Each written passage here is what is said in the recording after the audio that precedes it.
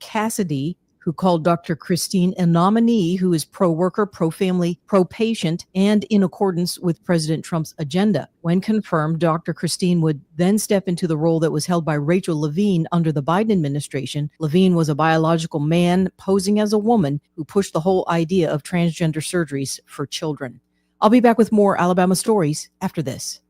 Are you enjoying 1819 News? If so, consider joining 1819 News as a member. As a nonprofit news organization, we depend on the support of Alabamians like you. Memberships start out as little as $5 a month, and you'll get access to exclusive content only offered to our members. You'll be supporting independent journalism done by people who cherish Alabama values. Become a member today by visiting 1819news.com and clicking Become a Member. That's 1819news.com and click Become a Member today.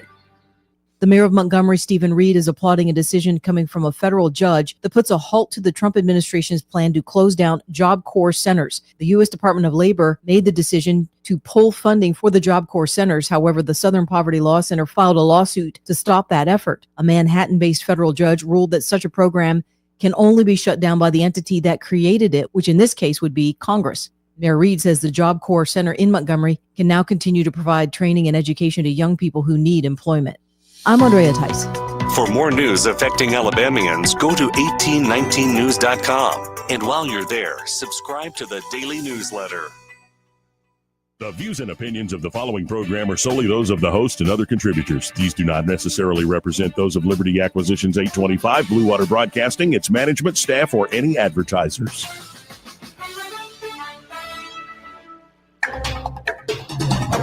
It's time for Montgomery's conversational radio show. It's News and Views on News Talk 93.1 FM. To join the conversation, call 272-9228. Years as rogues, vagabonds, frauds, and scoundrels. I sometimes suspected, like everyone else, I often expect too much of them. Joey Clark. Welcome into the program. Another hot and humid day out of Montgomery, Alabama. It was hot at 6:30 in the morning when I went to go work out. Gum.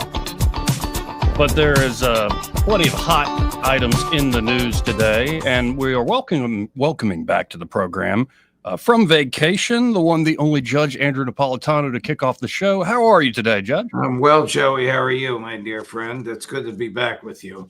I'm great, other than, I'm still waiting for that invite to Northern Italy, all right? I'm working on it. But well, you would have enjoyed it. Yeah, it sounds like a great time. Now, I want to begin with the op-ed I just sent you. I shared it with the audience yesterday. It just seems shocking to me that trained professionals would go to ChatGPT, train lawyers, and in particular, a guy being paid tens of millions of dollars to be a contract Alabama Attorney General, Deputy Attorney General, and then not even check the work of the chat bot. It's astounding.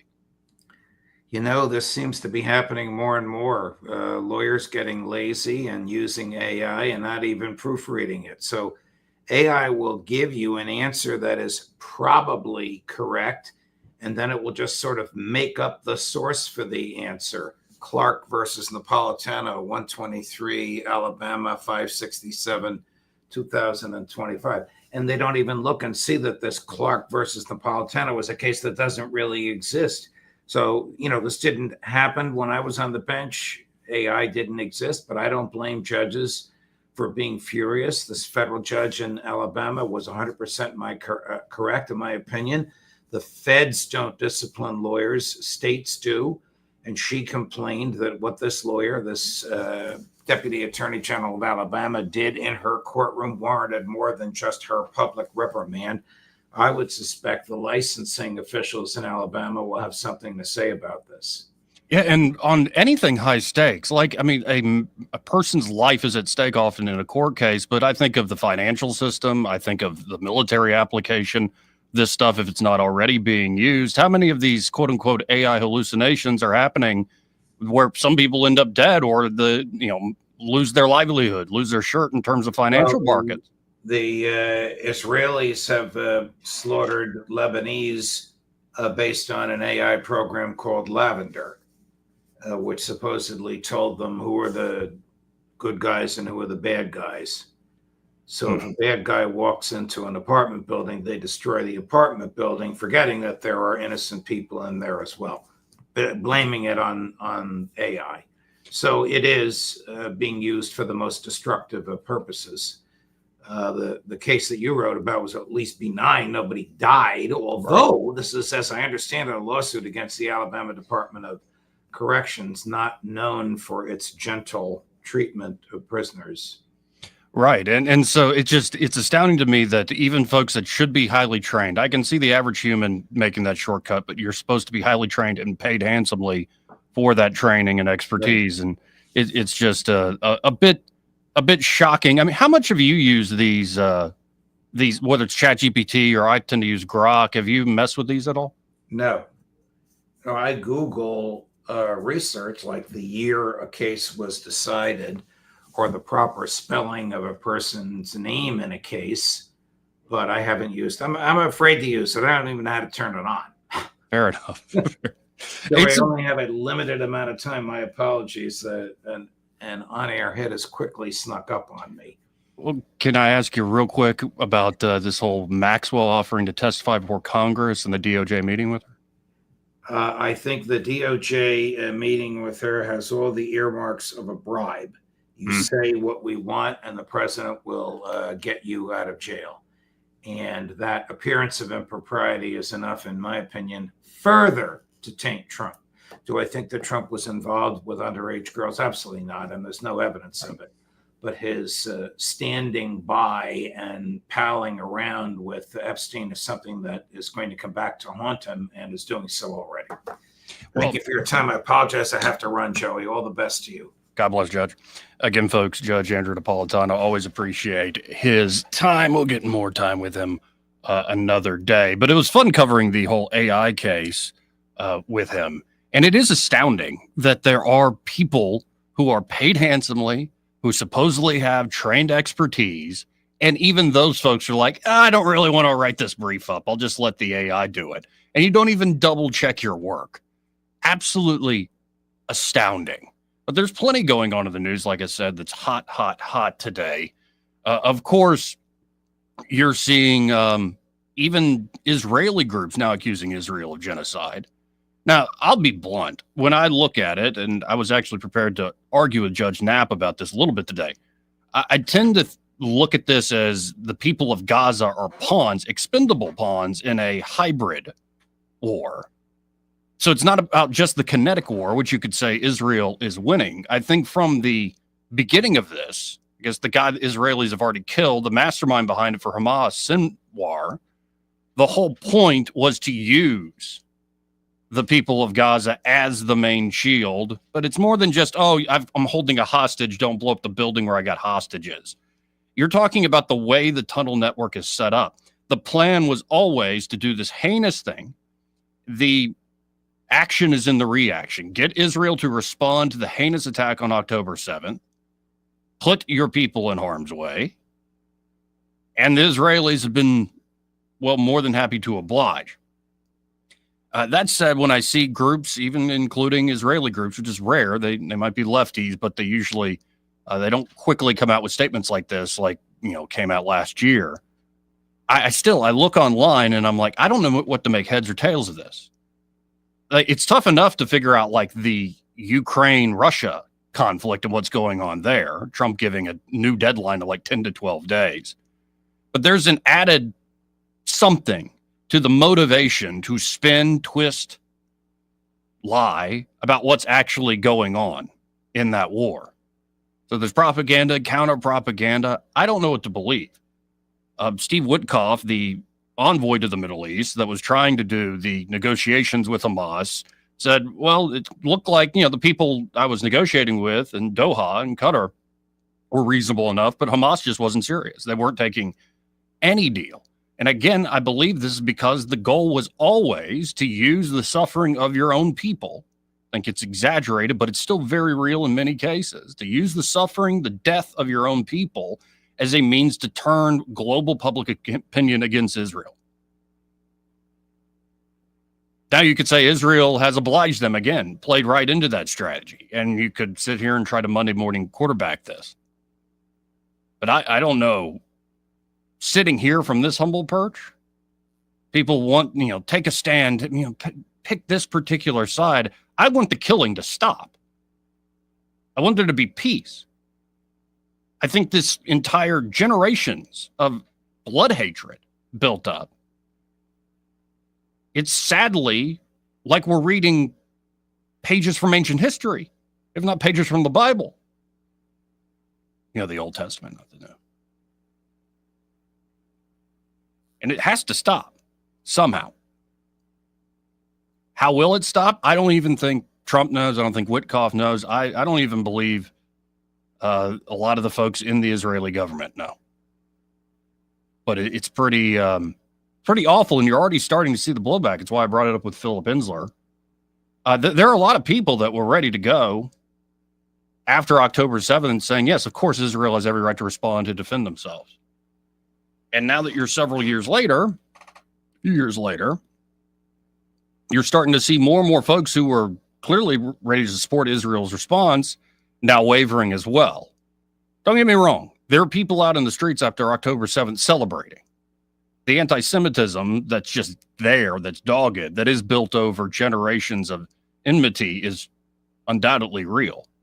And I do not find the goals of Hamas noble. In fact, I think Hamas is the one who bears most of the blame for this, the moral blame and culpability for this. When you see this play out, especially when you're not in it, Byron Sheehy, by the way, is here in the studio with me. Have you ever been to Israel? Ever been to Gaza? Never crossed the line, man. Nor have I. I've never even been to in Turkey or the Mediterranean or Cyprus. I've never been to any of these spots. Egypt. Never been to any of these spots. So what do I have to rely on? Press reports. I have to rely on like videos that this day and age, you're like, what's real, what's not in the video, or what's the context of the video? What's the full thing going on here? And honestly, at a certain point, I just kind of walk away and go, okay, my policy would be, I'm tired of selling bombs to the whole world. Kind of feels like we're walking around on ice or slipping. Every time we feel like we got sound footing, rug kind of gets yanked out from under us a little bit. It is hard to discern through what's false and what's real, especially once you apply the propaganda filter. Mm-hmm. And I think that this idea of it's a hybrid war where Israel's winning the kinetic war on the ground and always was going to win it because of their superiority in terms of their military capabilities. But they're losing the propaganda war. Mm-hmm. And I think there's a lot of credence to this because there are people who called it. Said, this is the plan, Hamas's plan. They said it on October the 8th. And they warned the Israelis, don't take the approach of just go in. One suggestion was literally annex land where there aren't many people, say in West Bank. Every day you don't release hostages, we're going to officially annex more. And the world would hate that too, but they'd hate it a lot less than carnage. But it's still a very difficult decision. Anyway, that's at the top of the Times, New York Times today. You have Israeli human rights groups now coming out calling this a genocide. Again, if you look at the history of man, I think we, of course, because of the Holocaust, that word genocide has a extra sting to it. But when you look at human history, most wars tend to be this sort of, especially when it's built up over generations, this sort of annihilation. It's awful. When does a just war or a just response become unjust? At what point does the focus shift to a different objective? Well, and then you get into, and you'll hear like Lindsey Graham, who, by the way, has a challenger. I saw that. We'll get to that guy in a second in the primary. But Lindsey Graham, but Lindsey's not alone. You'll see a lot of folks harken back to what the Allies did in World War II. Mm-hmm. And the arguments over dropping the bombs on Japan, the firebombing at Tokyo, so much of the attacks across Germany, like that weren't on German soldiers and military installments.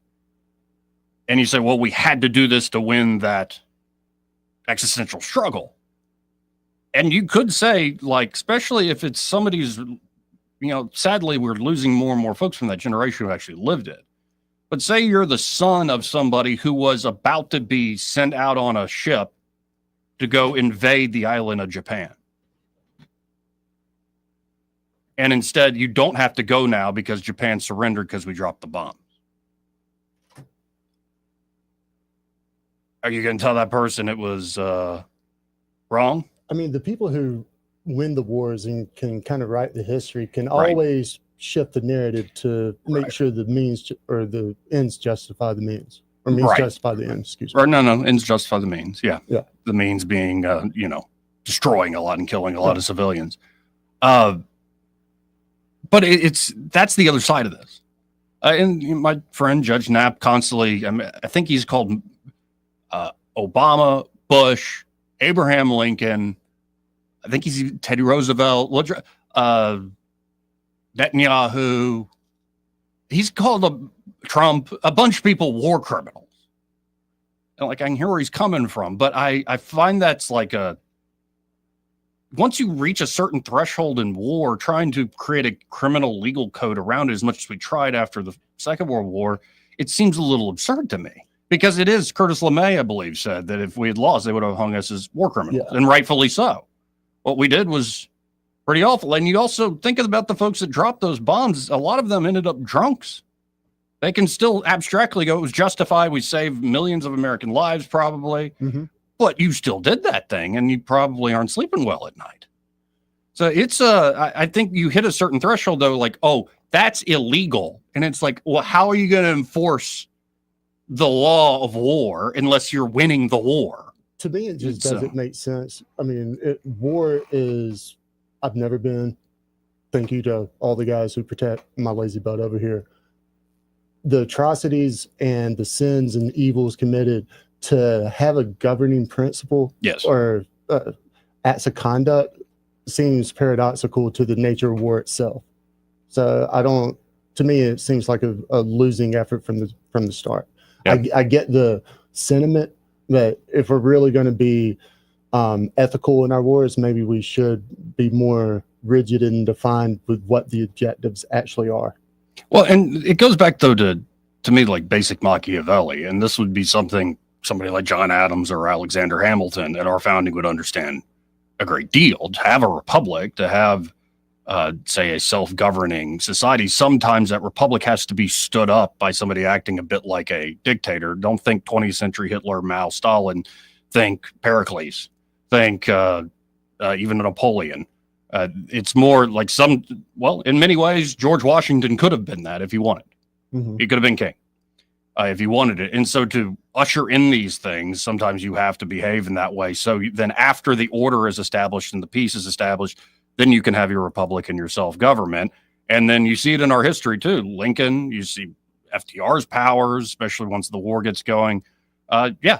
That there are these paradoxes or contradictions kind of at the bottom. And I think it's just the nature of government, just the nature of power. Well, this keeps cropping up. The nature of people in general. Like I like to think that there are people better than us who are in higher positions as elected officials that live life by more, just code.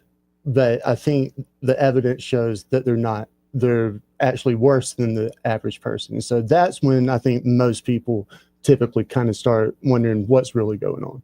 Exactly right. Now, as I mentioned and asked Judge Knapp, he might be onto something, but did you see the breaking news that Ghislaine Maxwell is offered to testify to Congress, but with some major conditions? I saw that she received limited immunity. Just to answer questions in that moment, yes. Yeah, but I hadn't seen in that private meeting with the Deputy Attorney General for the Trump administration, like Todd Blanche. Mm-hmm. But this is broke from CNN a few minutes ago. Again, Maxwell offers to testify before Congress, but with major conditions, including immunity. Ghislaine Maxwell has offered to testify. This is according to a list of her demands sent to the House Oversight Committee by her attorneys. House Oversight Chair James Comer subpoenaed Maxwell to testify next month. In a new letter sent to Comer Tuesday, Maxwell's attorneys said they initially decided to invoke her Fifth Amendment rights, but then offered to cooperate with Congress if a fair and safe path forward can be established. That's a quote. Her attorneys note noted Maxwell is currently appealing her conviction to the Supreme Court of the United States and argued that, quote, any testimony she provides now could compromise her constitutional rights, prejudice her legal claims, and potentially taint a future jury pool, end quote. Compounding these concerns, the attorneys go on, are public comments from members of Congress that appear to have prejudged Miss Maxwell's credibility without even listening to what she has to say or evaluating the extensive documentation that corroborates it. Well, that's just every day in Congress. There's a lot of prejudging going on. That's what they wanted to, what they had to say back then. Now their constituents want to hear from her, so they'll be cool with her. Well, an Oversight Committee spokeswoman on Tuesday rejected the idea of giving Maxwell immunity, saying, quote, the Oversight Committee will respond to Ms. Maxwell's attorney soon, but it will not consider granting congressional immunity for her testimony. I don't think there are many Republicans that want to give immunity to someone that may have been sex trafficking children, James Comer, head of Oversight, told CNN last week. Maxwell's conditions as laid out by her attorneys include a grant of formal immunity. The interview can't happen at the correctional facility where she's serving her sentence. To prepare adequately for any congressional deposition and to ensure accuracy and fairness, we would require the committee's questions in advance. Surprise questioning would be both inappropriate and unproductive, say the attorneys. The interview would be scheduled only after the resolution of her Supreme Court petition and her forthcoming habeas petition. It's likely the Supreme Court will not act on Maxwell's petition until October, when the justices are scheduled to return from a summer break. Well, they're on break. Her attorney said if the demands cannot be met, Maxwell will have no choice but to invoke her Fifth Amendment rights. Notably, the letter ended with a final appeal to President Donald Trump. Quote, this is from Ghislaine Maxwell's of Jeffrey Epstein fame's attorneys. Quote, of course, in the alternative, if Miss Maxwell were to receive clemency, she would be willing and eager to testify openly and honestly in public before Congress in Washington, D.C. She welcomes the opportunity to share the truth and to dispel the many misconceptions and misstatements that have plagued this case from the beginning. And my client is not suicidal. I don't know if I'd make any of these deals, like full-on immunity or Trump pardoning her, essentially. I don't think that's a good deal. What is the full-on immunity really granted? Because, I mean, it's not going to overturn the conviction, is it? No. It would just be on the questions asked at that point in time. Right. So, I don't know. I mean, if I were an attorney, I'd throw out everything and see what kind of gets pushed back, the art of negotiation. And I'd be shocked if she doesn't end up testifying. What's she got to lose, man? Besides her life. Yeah, I was about to say, well, it can't be at the current holding facility. It's like, that better be quite a motorcade to transport you. Or, I mean, I'm almost thinking of the movie Con Air, like to get her, but playing all by herself. We can't have it play out like Con Air. I did think that the administration finally got on the right side of the messaging yesterday. Like, what really made you say that? Something on the 5 p.m. news. I think Trump actually said, of course they had, some relationship in the past, but he was not on any sort of flights, never went to the island, and just that acknowledgement other than, And even like, and I always use kind of, people I trust and trust them to be themselves, like Judge Napolitano. He's often very critical of Trump, more critical than I think is warranted. But you even heard him say, it doesn't make any sense. Everybody knows Donald Trump knows he wasn't doing this sort of thing. Right. Doesn't make any sense. Have you gone down the rabbit hole in some of the internet podcasts on the whole link to the First Lady? And that might be what Melania? No. That might be what the original fallout was. There's that one. I haven't heard that. That makes sense. I've also heard the idea that Lutnick, the current Commerce Secretary, Trump's known for 30 years, was next door neighbors with Epstein for years. Mm-hmm. He might be wrapped up in some of this. One of the guests on one of the Rogan podcasts, I think it was. Well, and a lot of this, and again, that's the issue. We're just full of speculation, and everybody's got their interesting theory of, is this an intelligence operation, a covert operation? Which governments are involved? Why is everybody all cagey about this? But I mean, this Maxwell threat is going to be the, I think it's going to be interesting to watch this play out over the coming months. So Nancy Reagan had, just say no to drugs. Mm-hmm. What's the first lady's cause? Isn't it like online bullying? And I thought it was human trafficking. It might be human trafficking, but I think she's also been very much against like the parody porn and like the exploitation of people online. Okay. So it might all be rolled into one thing. But okay, you mentioned this. This was Trump yesterday when he was in Scotland with, I believe this is with the Prime Minister at this point of the UK. And so Trump's asked about it, and you're right, he wasn't quite as cagey. I mean, he's still making a lot of claims. I'm like, that doesn't make sense to me. This should have been the narrative more last week. But here it is. This is, again, Trump yesterday after being asked about Epstein. Briefed on the Epstein files, or your name has not appeared in the Epstein files. But doesn't the AG have to tell you if your name is in the files? I haven't been overly interested in it. It's a hoax that's been built up way beyond proportion. I can say this, those files were run by the worst scum on earth. They were run by Comey, they were run by Garland, they were run by Biden and all of the people that actually ran the government, including the auto pen. Those files were run for 4 years by those people. If they had anything, I assume they would have released it. The whole thing is a hoax. They ran the files. I was running against somebody that ran the files. If they had something, they would have released. Now, they can easily put something in the files that's a phony. Like, as an example, Christopher Steele, a person you know well, happens to be from your country. But Christopher Steele, as an example, wrote a book, a dossier. We call it the fake news dossier. And the whole thing was a fake. The whole thing was a fake. They can put things in the file that are fake. But those files were run by bad, sick people. If they had anything, why didn't they use it when I was killing Joe and that he gave out because he was 25 points down? And then I got somebody new. Nobody even knew anything about it. She was a horrible vice president. She was our border czar, but she never went to the border. She never once called a border patrol agent to find out how we did, but she was the border czar. Her name was Kamala. Nobody knows her last name. It was Harris, but nobody knew her last name. So I ended up, how would you like to end up in a race where you're killing somebody, you're beating him, and then they say, all right, we'll take him out. He's not working. Let's put somebody else.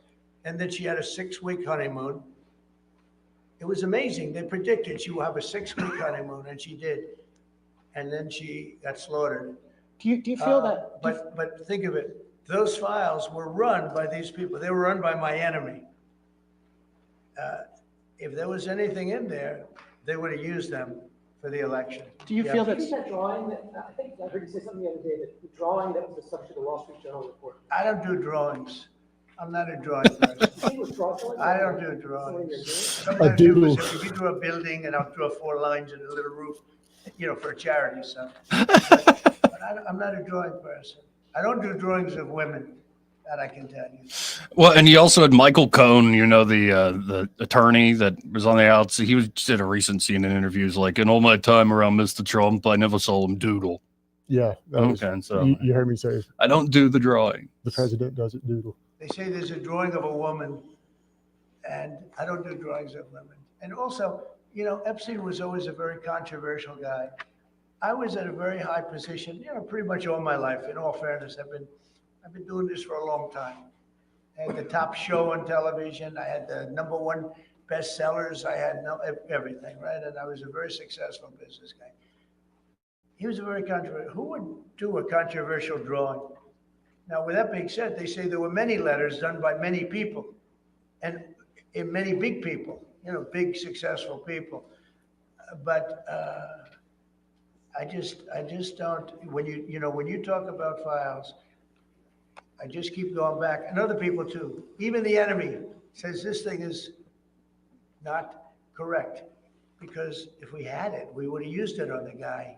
It's a bad issue. They say it's a good issue for Trump. Do you know that my poll numbers are up 4.5 points since this ridiculous Epstein stuff? My poll numbers have gone up Not with- 4.5 points. Not with independents, sir. Because people don't buy it. Okay, people don't buy it. And he's gone, and we want to focus on trade deals. I want to focus on the deal we just made with the European Union, which is the biggest trade deal in history. It's the biggest deal, I think, in history, not just trade deal. You were going to say something? Here's the trap that I think we and even the administration kind of fell into. We should have never taken the bait to let the focus be on the president and him be on the list versus just release the damn list and let the cards fall where they may. The left was very successful in making this about him, and the longer they denied it, I think releasing the list or the information. And also, the left didn't start this. I agree with him. This is a self-inflicted wound. Yeah, I agree with that. But his point about if it was there, they would have used it. Sure, I agree with him. 1,000%. I mean, I don't believe he participated. But I don't. In any of that. Me. I don't look at all this other stuff. I discount it if it's coming from like CNN and Wall Street Journal. Discount the truth of it. For me, and I know a lot of folks that I watch online, it's more the just immediate about face, like switcheroo. Like, we're going to release it. We're going to release it. We're going to release it. Why is everybody still talking about this? It's fake. It's a hoax. Like, all of a sudden, without much credible explanation, it's getting a little better.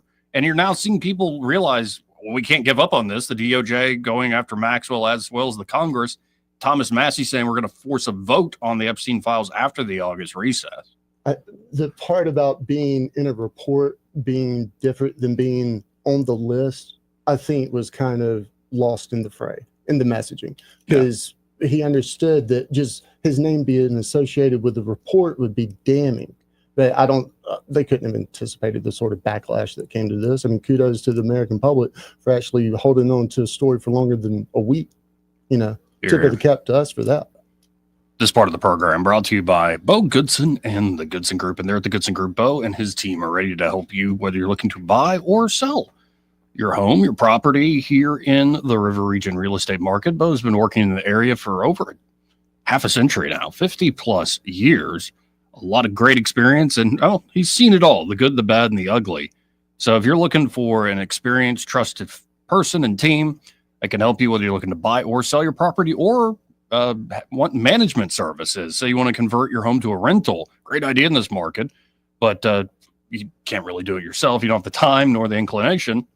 Why not, for a reasonable fee, have the Goodson Group manage that rental for you?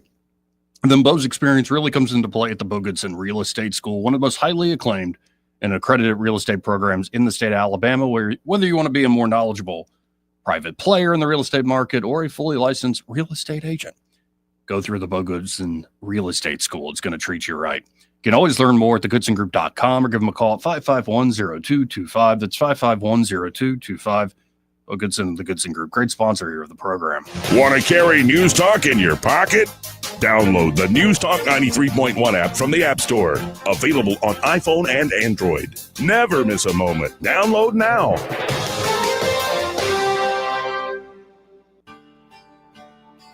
What's your biggest investment? More than likely, it's your home. So treat it that way when you hire a painting contractor. At PBS Painting, there are no gimmicks, no $99 specials. Just quality painting and someone who treats your home with the same respect that you do. At PBS Painting, we have been painting for years and look forward to many more years to come. With PBS Painting, the job gets prepped properly, whether it's cleaning, scraping, or priming. We always use quality products, which is a must for a quality paint job. So if you're looking for a painter that doesn't need upfront money and is on the job at all times, then please give me a call. Scott Bowers and PBS Painting, 294-5122. That's PBS Painting, 294-5122.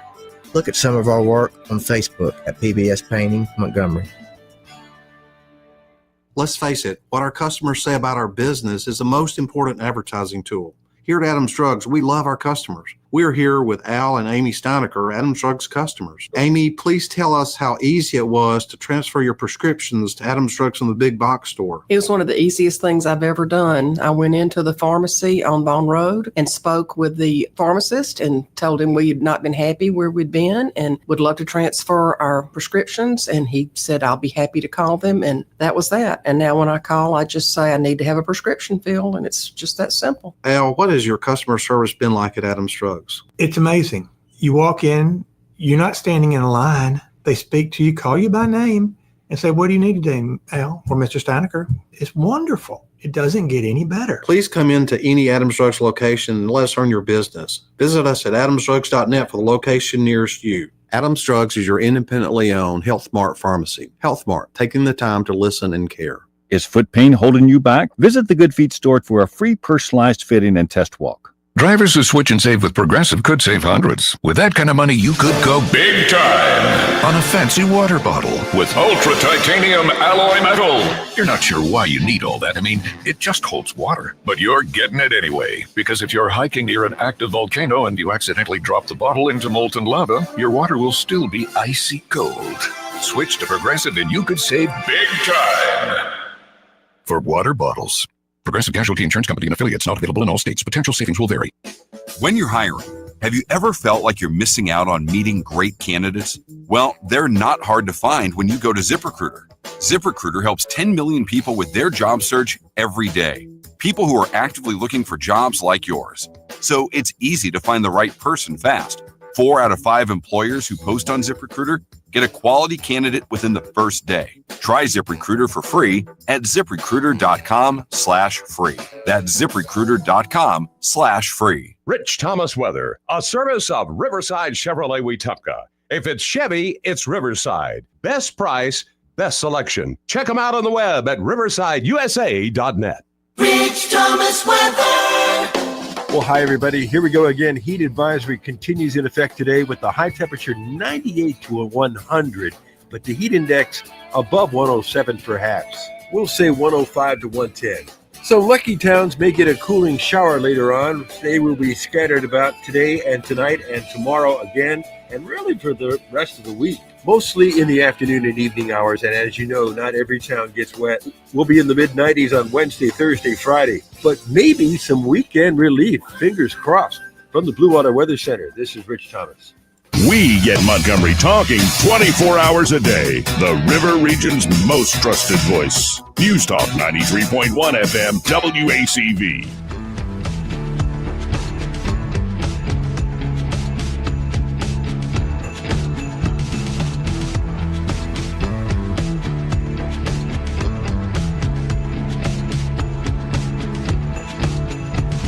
Joey Clark. Welcome back.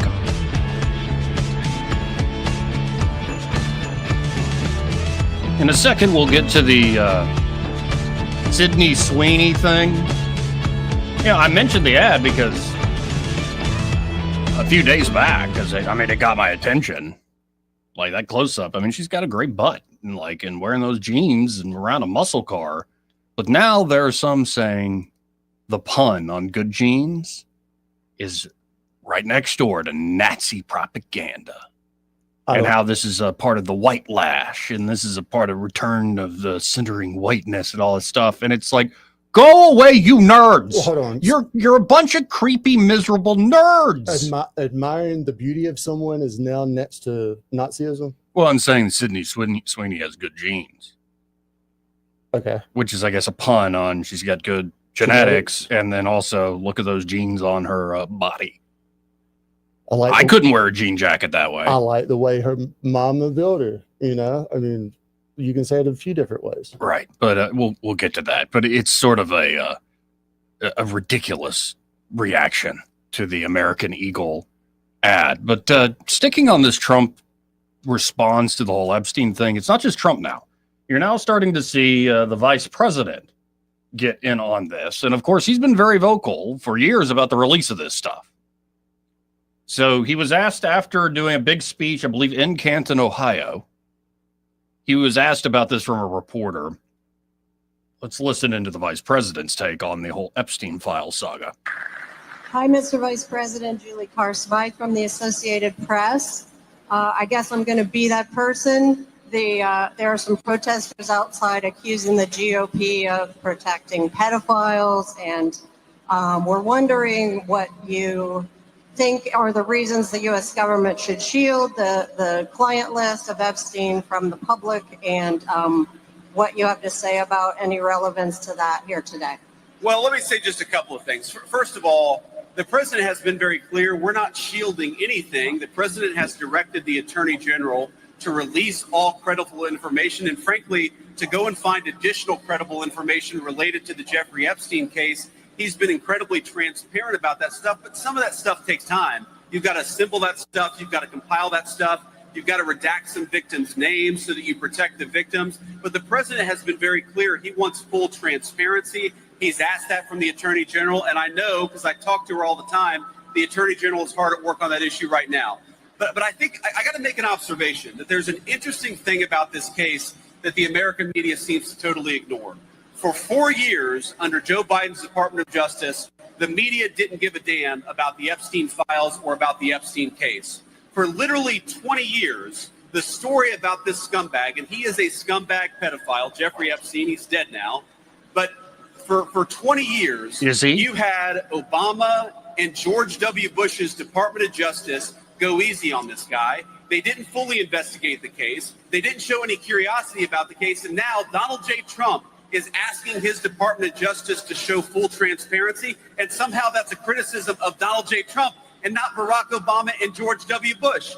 If you want to criticize the people who aren't showing full transparency, you ought to go after the administrations that went easy on Jeffrey Epstein, the administrations that concealed this case for 20 years, and the administrations that failed to show full transparency. Donald J. Trump, I'm telling you, he's got nothing to hide. His administration has got nothing to hide. And that's why he's been an advocate for full transparency in this case. He's going to keep on being an advocate for full transparency. But while we're focused on that case, Donald J. Trump is also worried about making sure these great workers get more take-home pay and better jobs, and that's the focus of the administration.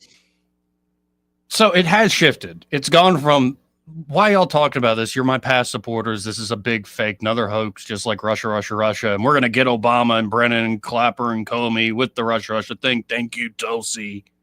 And now it's gone to, well, we're doing other things, but we are engaging and we've directed full transparency. So it is a shift of messaging. There is also the subtle throw W in there. Oh, yeah. Oh, yeah. So now any of our friends on the right that, come after us, we might be able to lump them in with the W crew. So now, how does layered. This, you heard Trump in the first clip we played last segment, like, I'm up 4.5 points. They must be talking about approval or something. But he still has lost a lot of support from independents. This is, in my humble opinion, what put him over the top in 2024 to win the popular vote. He maybe could have won without all this, but he created this big coalition. And a lot of that coalition seems to have softened on Trump. It said, I'm looking at a few different headlines when I think about the midterms. Democrats, this is the first headline, are extremely motivated to vote in midterms. Now, and this is a common thing, the party out of power, you come up with all sorts of new reasons to get energized about the political process and you get out there and vote, whereas the party in power, their supporters tend to become slightly complacent. Yep. Here in Alabama, no matter who's in power, I think we can all just be slightly complacent. But then you start to see like the behind the scenes reporting, like another headline saying Democrat Party imploding. Insider reveals how bad it really is. And Democrat favorability hits 35-year low. And that's where I'm wondering, okay, I think their voters are eager, but how much is that? Like, say the Democrats that are always Democrats, they're always approved Trump like 8-9% at most. It'll never get to double digits Democratic approval. I want to meet the 8-9% who approve of Trump, who are Democrats. So they'll always be the way. The Republicans will always be for Trump. Like, it's still in the 90+%. They're ride or die. As he said in the first go-around, the first campaign, I could shoot somebody on Fifth Avenue.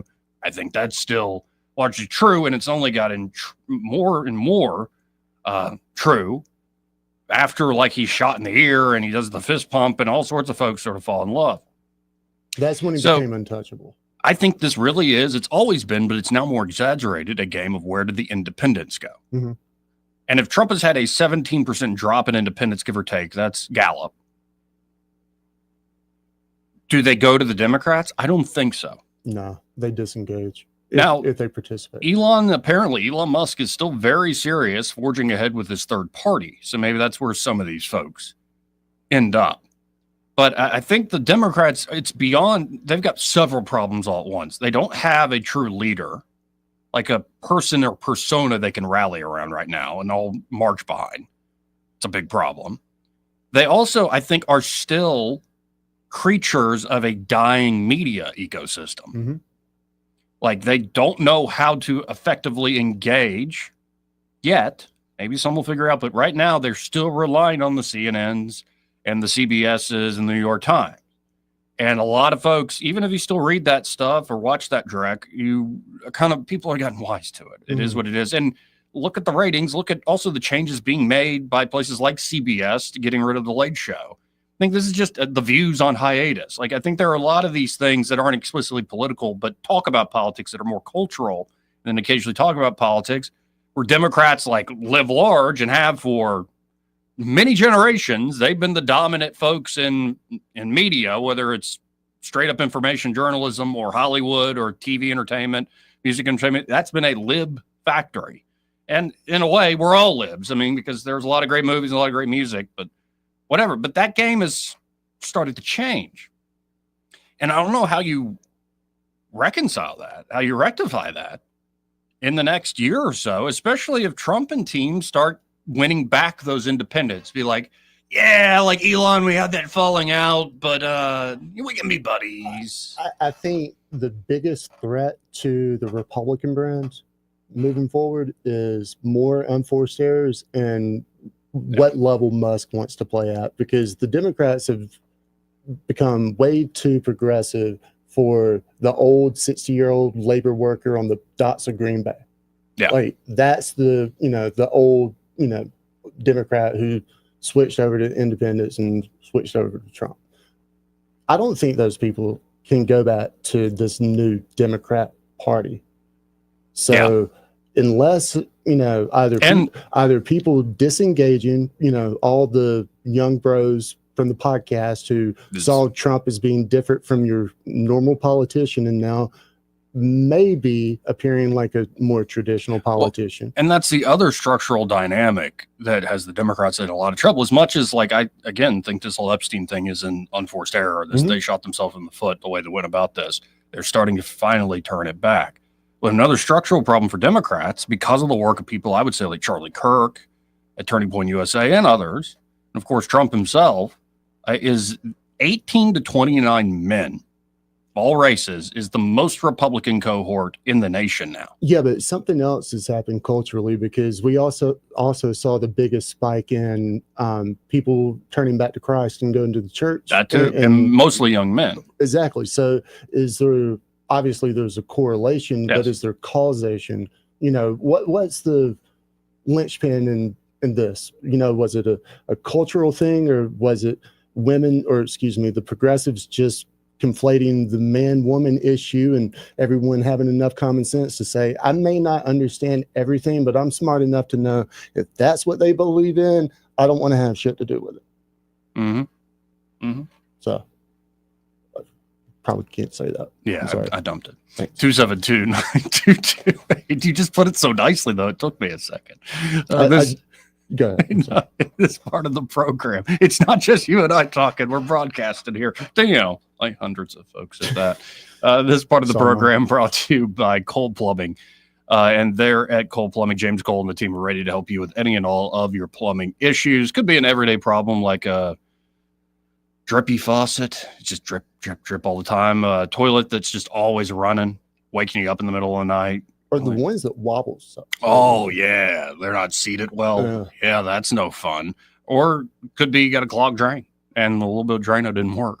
Yeah, then you probably need to call in the pros. Stop pouring all that corrosive chemical cocktail down your drain. You're just destroying your pipes. If you're doing it in the kitchen, you're destroying your garbage disposal. And maybe that's what you need. They can help you upgrade a new garbage disposal there at Cole Plumbing. or maybe a tankless water heater system, new toilet. Maybe you don't want the wobbly toilet security. You just want a brand new one. Like that Japanese toilet I saw in that South Park episode. I want it to sing to me while I'm doing my business. Or it could be you do have a massive problem like a major water leak inside or outside the home, or something like a gas line leak that is very dangerous. Get it fixed immediately. And Cole Plumbing can fix those major problems with minimal discomfort in your home. They have this proprietary pipelining technology that allows them to get the job done with precision and expertise without tearing out a bunch of drywall, digging up a huge hole in your yard. Now they can do it. They can do it very precisely, as I said. So check them out today. In fact, save their number in case any problem flares up. That number 279-8919. That's 279-8919. And just remember, folks, when you have trouble with your bowl, call on Cole. We'll be right back. He may not know whether he's coming or going, but whether you're going to work or coming home, Greg Budell is there. Mornings, 6 till 9, and afternoons, 3 till 6. Only on News Talk 93.1 FM, WACV. For too long, Alabama's statewide news companies have shamed us for our conservative Christian values. Alabama deserves a news company that cherishes our culture, a company that isn't bought and paid for by the powers that be. 1819 News is that company. Run by Alabamians for Alabamians, 1819 News celebrates what is good and beautiful about our state, while exposing those who work against our values in secret. Just go to 1819news.com to learn more. Subscribe to our newsletter. That's 1819news.com. Hi there, I'm Kim Williams with Alabama Home Mortgage. For many years, my team and I have worked diligently to provide our veterans with top-notch service, as it is our honor to serve those who have served us in the armed forces. Madeline and I are certified veteran lending specialists. Nationwide, there are over 22 million veterans that qualify to purchase a home through the VA loan program. Yet less than 2 million of them currently have a VA home loan. Many lenders do not keep up with the ever-changing guidelines and benefits of the VA loan program. They are intimidated by the program, resulting in many veterans not obtaining VA loans. This is unacceptable. The VA home loan program offers service members and veterans with 100% financing. You've already paid your down payment. If you are currently serving or have honorably discharged, we would love an opportunity to discuss how the VA program can serve you. Give Alabama Home Mortgage a call at 567-4223 or visit us online at myalabamahomemortgage.com to complete an application on your time. Thank you for your service. NMLS 1586368, Equal Housing Lender.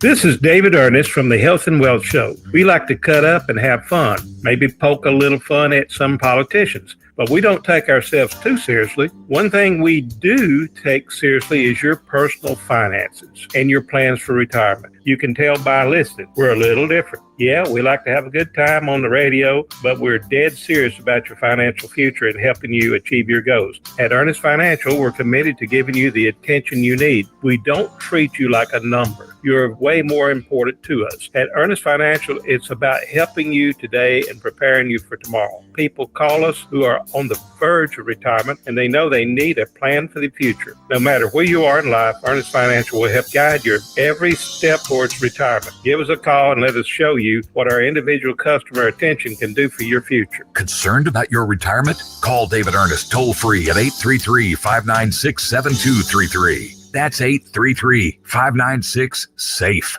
If it concerns your community, you'll hear about it on News Talk 93.1. News Talk 93.1 FM WACV.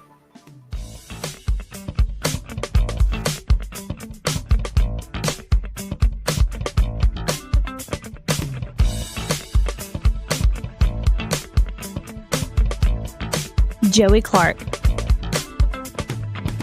Welcome back. 272-9228 if you want to get in on the conversation. But we do have a business break coming up after 1 o'clock. Looking forward to that. Welcome back into the program.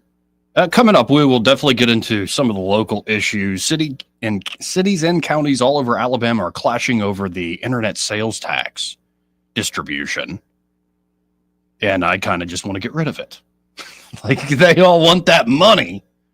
Like, Hoover's like, we want more share because we buy more. And okay, well, this is kind of how taxes work.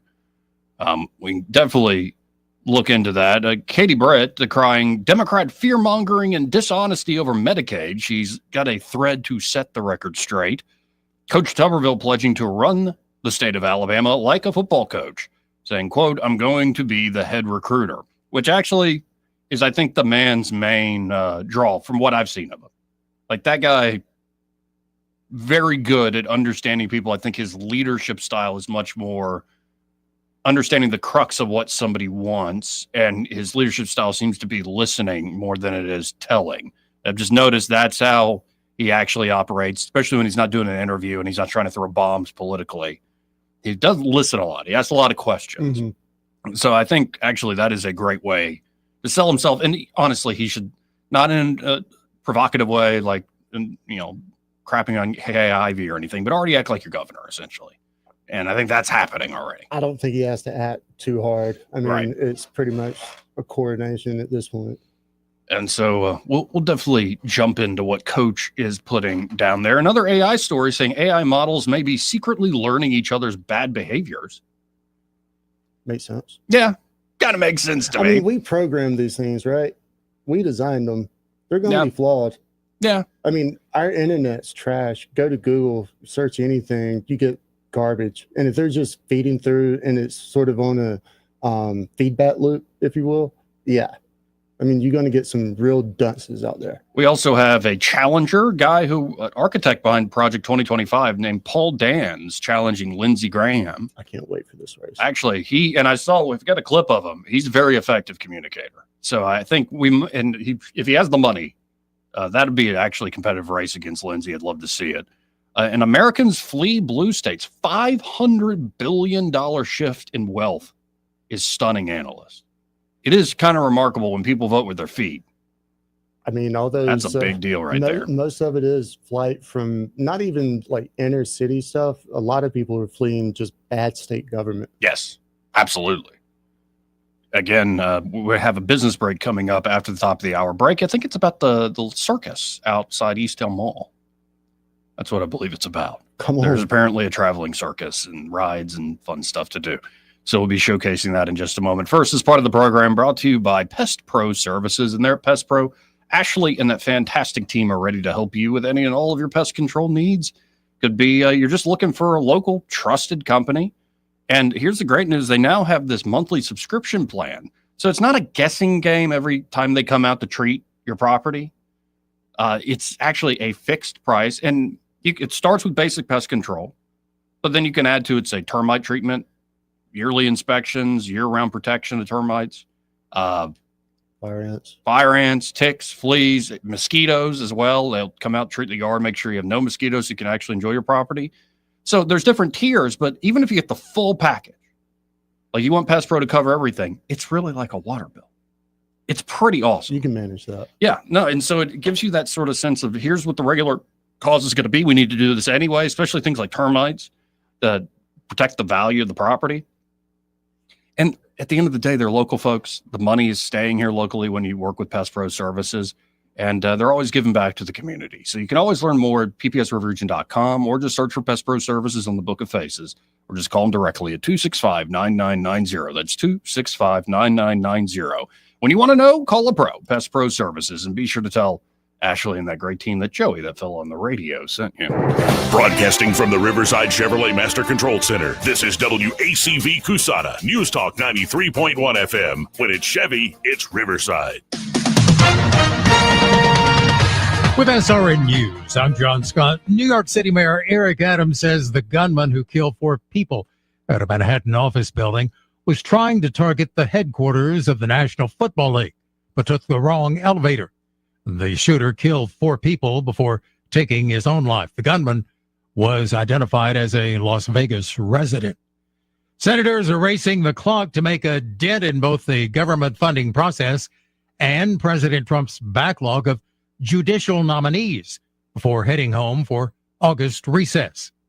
And in sports, Ryne Sandberg, a Hall of Fame second baseman who became one of baseball's best all-around players while starring for the Chicago Cubs, has died. He was 65.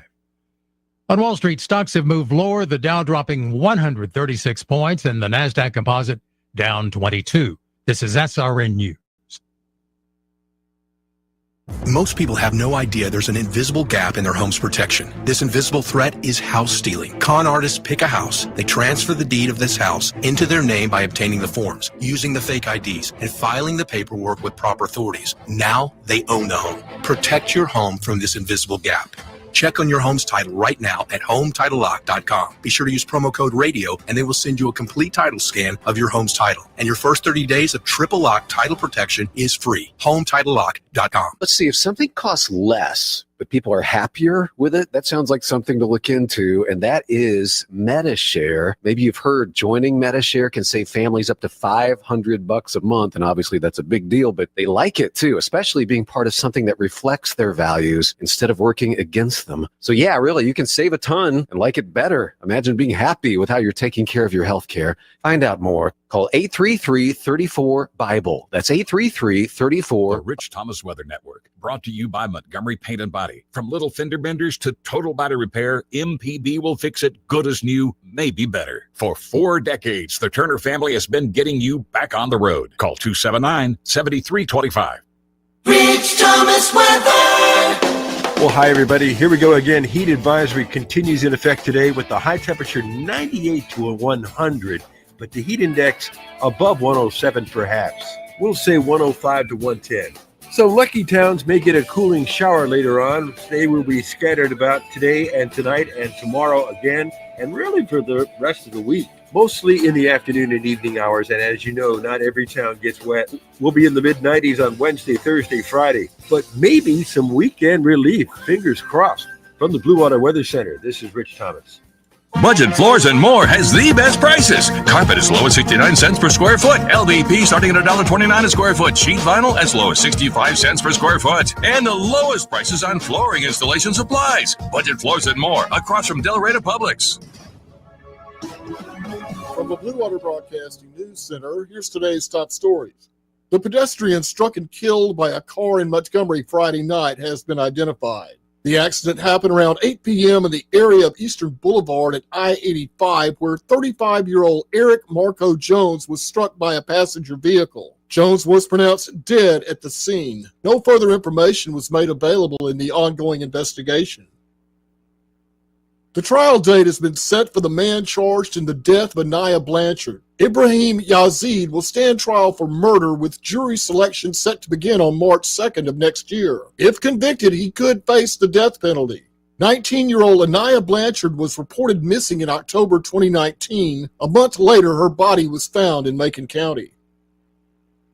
Schools across the state of Alabama are preparing to implement the newly passed Focus Act. The new state law prohibits student cell phone use in public schools, but also applies to smartwatches, tablets, and other personal devices. Alabama joins 8 other states that have implemented similar bans. From the Blue Water Broadcasting News Center, I'm Sky Mosley. This hour of news and views is brought to you by our good friends at Alabama Home Mortgage. Alabama Home Mortgage, 567-4223. Visit them on the web at myalabamahomemortgage.com. NMLS number 1586368. An equal housing lender. Want that ride that is fun, affordable, and street legal? Check out ETG Outdoors in Montgomery. They have huge discounts on electric golf carts with many brand new units under 10 grand. New and used inventory, financing available, and they service what they sell. ETG Outdoors even provides lithium battery conversions and free delivery with purchase. Whether it's for the neighborhood, the farm, or just fun, ETG Outdoors, 7006 Vaughn Road, or online at etgoutdoors.com. Cruise smarter. Drive electric. ETG Outdoors. Your ride to freedom starts here. Hi, this is Carl Schmidt, naturopath and owner of the Herb Shop. Listen every Saturday to Winning Wellness and learn from experts in different fields of science and technology how nutritional supplements can help you. Listen to Winning Wellness every Saturday at 10 a.m. Hi, this is Bo Goodson with the Goodson Group with your Real Estate Minute. So far this year, over 2,600 homes have sold and closed in the River region. 55% of these homes sold in 60 days or less, and sellers are receiving close to 98% of listed price. Over the last year, average prices in the River region have increased over 10% from last year. We do have more inventory now to show buyers before they purchase. There are homes in all price ranges available for buyers interested in moving. moving. As a seller, it's a great time to sell through a realtor and gain access to many buyers, not just one or two. If you are a buyer, having more homes to pick from give you better choices before you buy. Our market is now more balanced between a buyer and seller market than we've seen since 2019. Get the facts, see the inventory, get a great local lender to help you, and an agent that's going to look after your interests. For all the facts, call Bo Goodson from the Goodson Group, 221-2883 or 551-0225. The views and opinions of the following program are solely those of the host and other contributors. These do not necessarily represent those of Liberty Acquisitions 825, Blue Water Broadcasting, its management, staff, or any advertisers.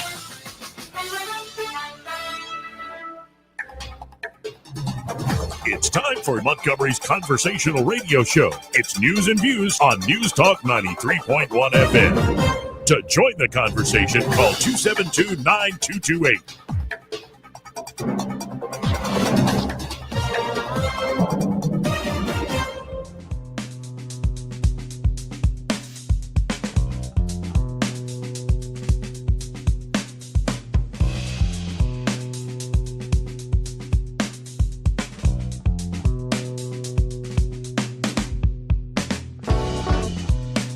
Joey Clark. Welcome back. And as promised, we have a business break here. Byron Sheehy's still in the studio, but with Angel with Delman Circus here in the studio with us. How you doing today? Hey, how you doing, everybody? Everybody listening over here on the radio station. How you doing? I hope you have a wonderful good day. Now, we were talking a lot off air, and I'm excited to get into this, but of course, the circus is now here in Montgomery. It's set up right outside of Eastdale Mall. At the Eastdale Mall, the parking lot. This is going to be our second year coming to Montgomery. And so you already have gotten going. How long are you going to be in town? So we started this past Friday, the 25th, and we're going to be all the way to the August 4th. Okay. We got shows Monday to Friday, one show at 7:30. Saturdays, we got two shows, 4:30 and 7:30. Sundays, three shows, 1:30, 4:30, and 7:30. And next Monday is going to be our last day here in Montgomery. And I'm looking at the website is Circus Delman. That's DELMAN.com. Yeah. And you can buy tickets right there. You can buy tickets right there. We got $10 tickets, discount tickets, $10, only $10. You can buy your tickets online. Now, what kind of show are folks kind of in store? A little preview of it. So what I like about the show, that this show this year is like for all the family. It can be from the kids to the older people. We got jugglers, the best clowns, the dirtbag show. I don't know if you have seen the motorcycles ones, the Wheel of Destiny, the Glove of Death. And we also have the Paw Patrols for the kids, Moana, the Tropical Adventure. Yeah. So everybody can have fun on the circus. And this has been going on since founded in 84? Yeah. Okay, so a few generations. Yeah, I'm fourth generation of the circus. The circus was in Mexico. We started in Mexico. We bring it all the way here to the United States. Very cool. And, real quick, I know animals aren't used as much, but you were saying you used to work with like lions. Yeah, I used to work with lions, with tigers. We don't have animals anymore on the circus, but I mean, you don't have to worry about that because we got a whole show that you're going to be entertained with all your family. Yeah, and I just part of me is like, what I'm very enough of a house cat. Like I can't. The house cat ain't gonna kill me. Yeah, you know what I mean. It's and so very cool. Like, and so this is 4 generations. Yeah, and like you're essentially born into the circus. Born in the circus, and 4 generations. I mean, and we have, like you say, the animals are like dangers, but we also have danger acts on the circus, like the Glove of Death. It's like a cage where you get inside with the motorcycles on one of those as well. We got the Wheel of Destiny, is like more than 10 feet high, and he's walking outside of the wheel.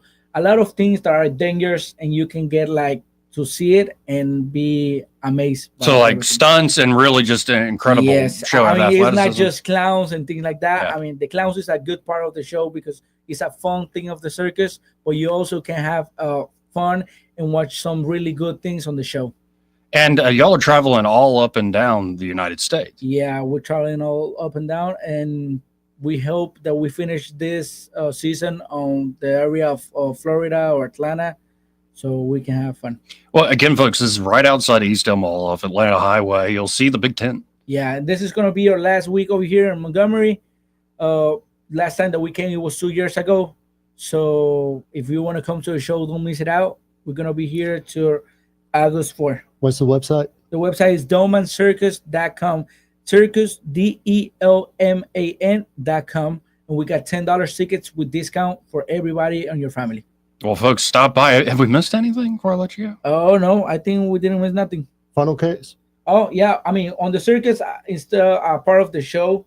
We got the face painting things for the kids, the bungee rides, the funnel cakes, popcorn, sodas, water, and everything. We got it on the circus. It's not just the show. We have everything, so you can have a good time with your family. So you could like show up a little early before the show. And Yeah. hang out. I mean, outside of the circus, we got like a bungee jumping zone, a skywalk zone. It opens 30 minutes before the show, but you can be really good. No, it sounds like fun, especially like somebody got kids. You're always looking for something different for the kids to go with. The whole family show up. Yeah, I mean, and we have air conditioning on the tent, so that's a good thing. Well, right now outside is a little bit. Yeah, so we got air conditioning on the tent. We got a lot of things, so you can have a great moment. Sometimes it rains. Don't worry about that. We got waterproof tent as well, so you can have the best time with your family. Well, folks, check it out online, circusdelman.com. That's again, Circus DELMAN. And I mean, I was able to find it pretty quick through Grok. And Yeah, I mean, you can go to Facebook as well. We got a Facebook page as well as circusdelman.com. And you can find all the information of the circus right there. Well, and just to underline the point, I love that this is a multi-generation. This has been going on a long time. It's not some fly-by-night organization. Like y'all have been at it for a while, and it sounds like a great show. Yeah, it's a great show for all the family. I mean, that's what we try to do always, that you and your family can have fun at the circus. That's like the best prize for us. Well, folks, y'all get by there. Go check it out. Again, only to August 4th. So get by there before they leave town. Last week over here, I'm going to say the show times again. We got shows from Monday to Friday, 7:30 p.m. Saturdays, 2 shows, 4:30 and 7:30. Sundays, 3 shows, 1:30, 4:30, and 7:30. Awesome. And then Monday is going to be our last day. We'll watch show at 7:30.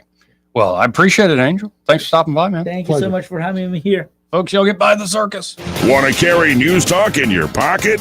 Download the News Talk 93.1 app from the App Store. Available on iPhone and Android. Never miss a moment. Download now.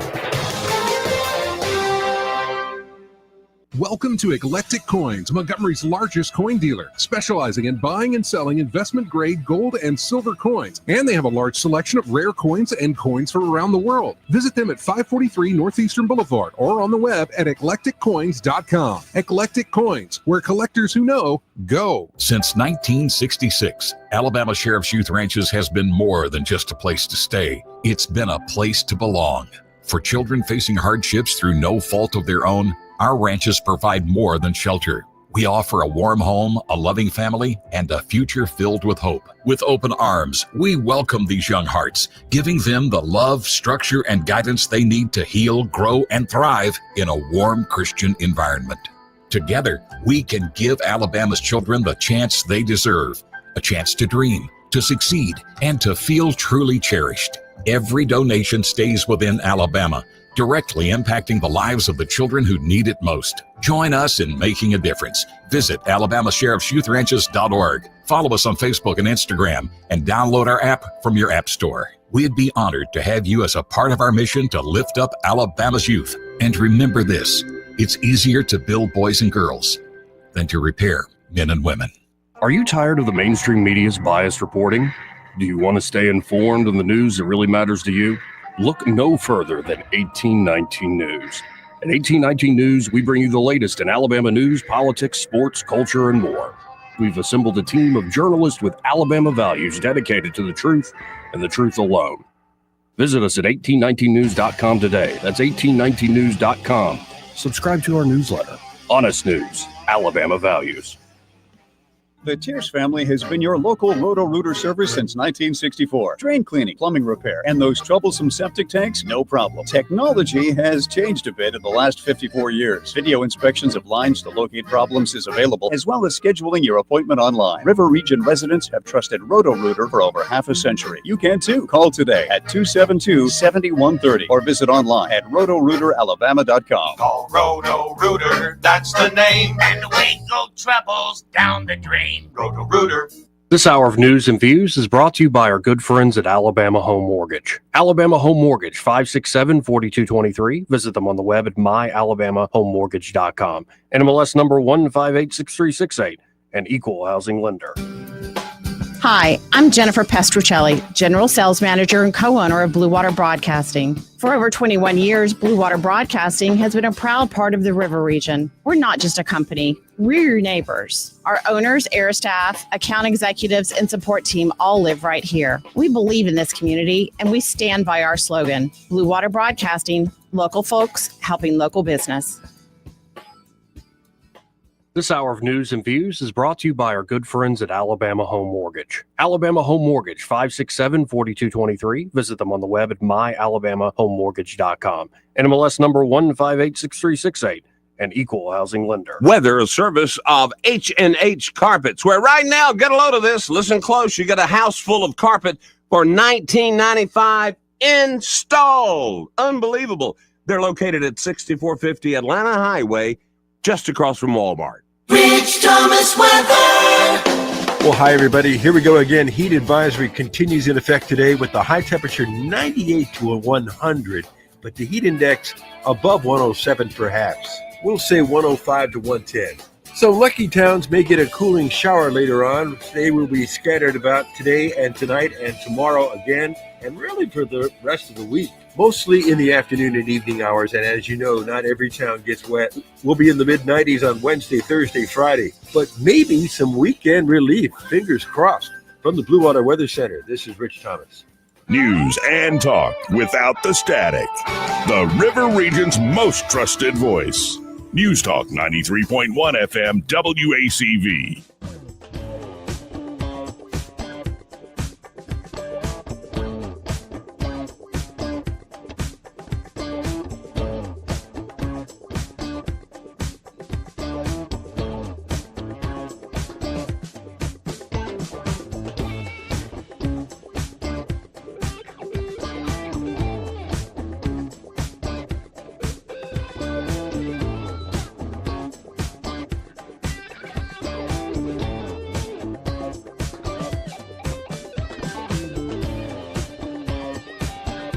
Joey Clark. Welcome back to the program. I'm your host, Joey Clark. Byron Sheehy here in the studio with me. So, have you seen the new American Eagle ads with Sydney Sweeney? No. You've not seen No, this I before. have. Oh, you have seen Yes. it. So, here is for folks who haven't even heard it. And honestly, we're doing this only for information purposes. We're not doing this because we're two single guys and we want to see a good looking woman wearing jeans. But there's a whole thing online too, where people are like, yeah, she's all right. We should inspect this. Right. And I asked Craig and Eddie the other day and they're like, yeah, she's okay. And then there's some folks just coming out and saying she's not good looking. Really. She's mid. And folks are like, well, if you're just gay, say it, man. Even gay guys think she's hot. So let's examine this in this commercial form to see, what all the fuss is about. Genes are passed down from parents to offspring, often determining traits like hair color, personality, and even eye color. My genes are blue. Sydney Sweeney has very genes. I'm not here to tell you to buy American Eagle jeans. And I definitely won't say that they're the most comfortable jeans I've ever worn. Or that they make your butt look amazing. Why would I need to do that? But if you said that you want to buy the jeans, I'm not going to stop you. But just so we're clear, this is not me telling you to buy American Eagle jeans. Sydney Sweeney has very keen. So that's just, there's two of them right there. I mean, she's filling out those jeans, and in particular, I can't fill out a jean jacket that way. She could eat a cheeseburger or two, but most supermodels like that are twigs. I don't think she's a twig. I think she's pretty fit. You see what I did there, right?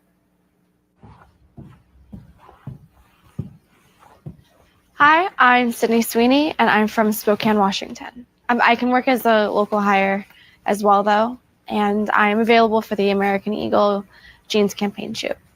Profile and hands, please.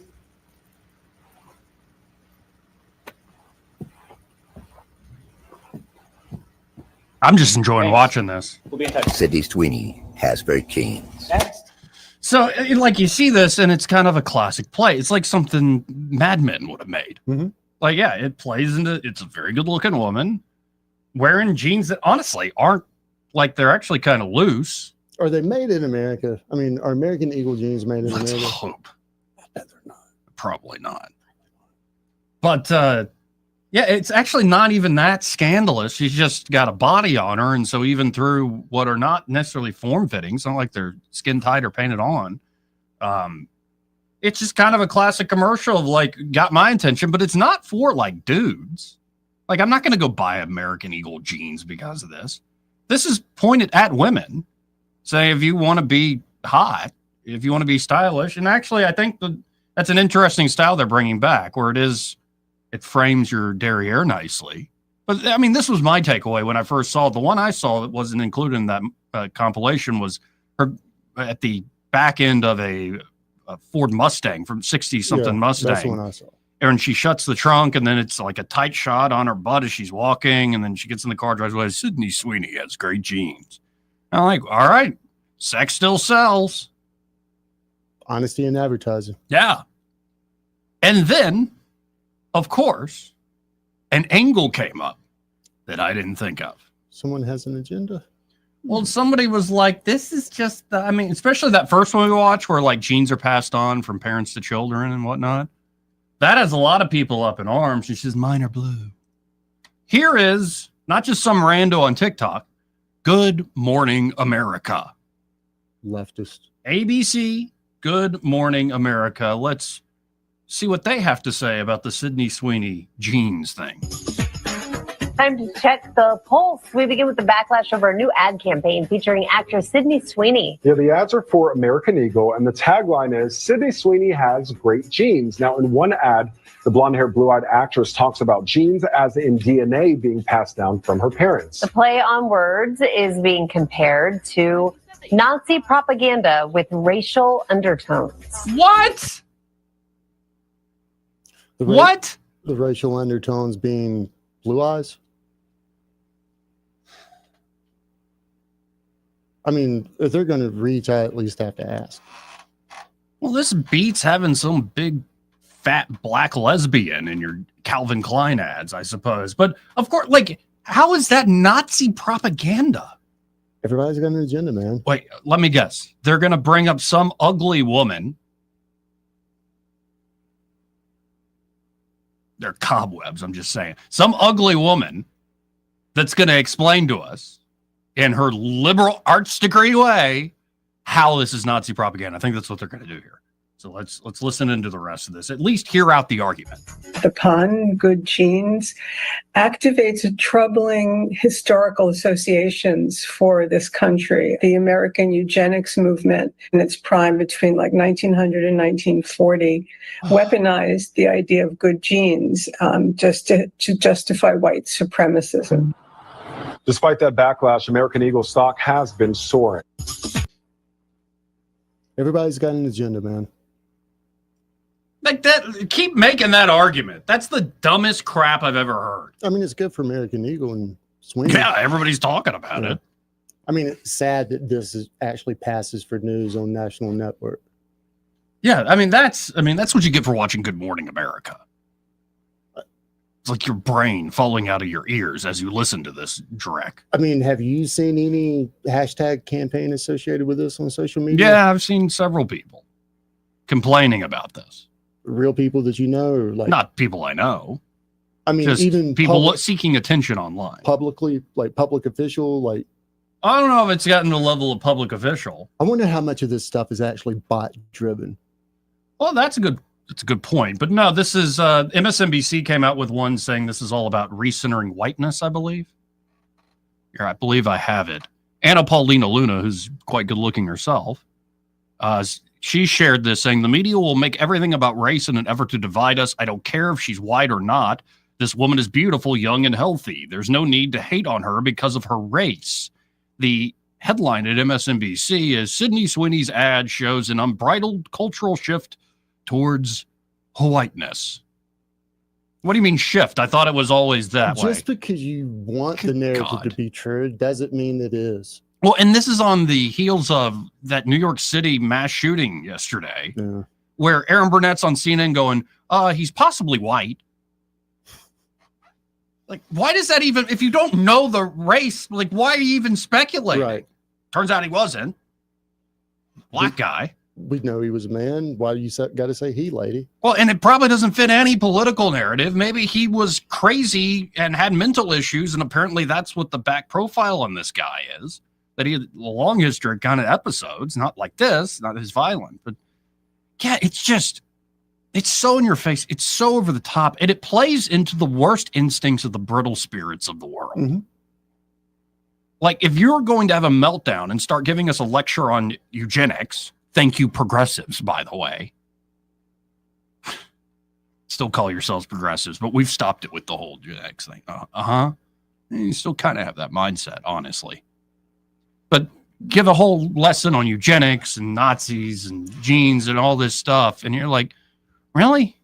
Maybe they're trying to walk it back a little bit. Maybe they realize that they got out over their skis on that male-female thing.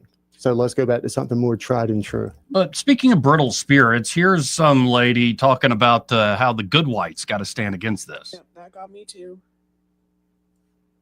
And I don't know why. Maybe because it's just so blatant. I keep thinking that people just are not going to believe us until we're hung out there. But then even then, I feel like they'll be like, oh, no. Kind of like they are with.